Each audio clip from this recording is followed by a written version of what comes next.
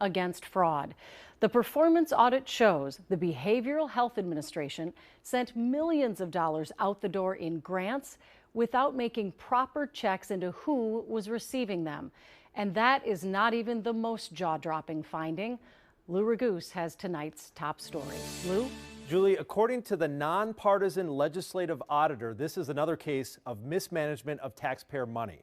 But perhaps the most explosive revelation is that managers within DHS, the Department of Human Services, tried to cover their tracks by backdating and creating new documents.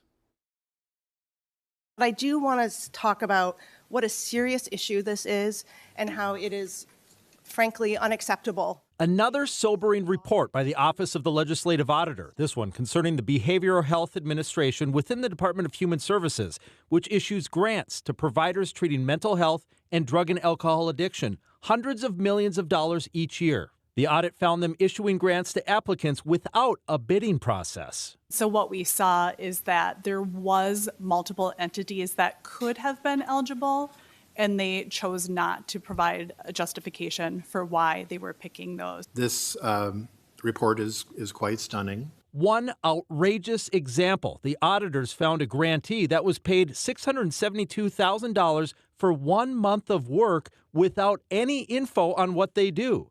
And the audit says the grant manager who paid it then left DHS a couple days later and became a paid consultant for that company. To me, that's criminal. Auditor Judy Randall says she was most shocked that during the audit, multiple DHS managers backdated or created new documents to try to cover their tracks. Frankly, in the 27 plus years I've been with OLA, I have never seen this before.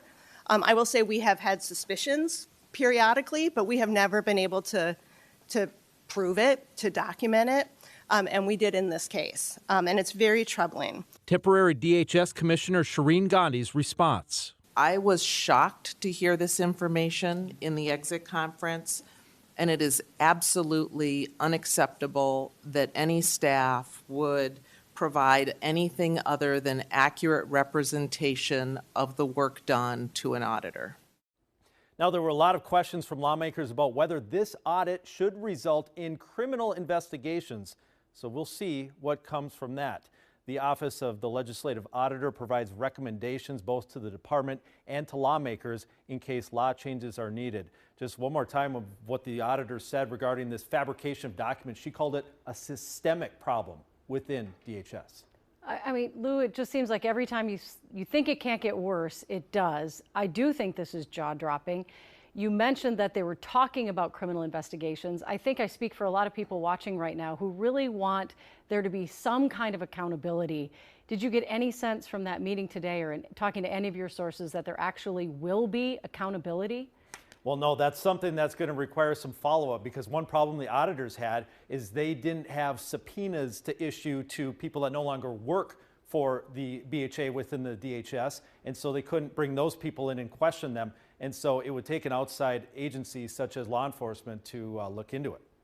Just unbelievable. All right. Thank you, Lou.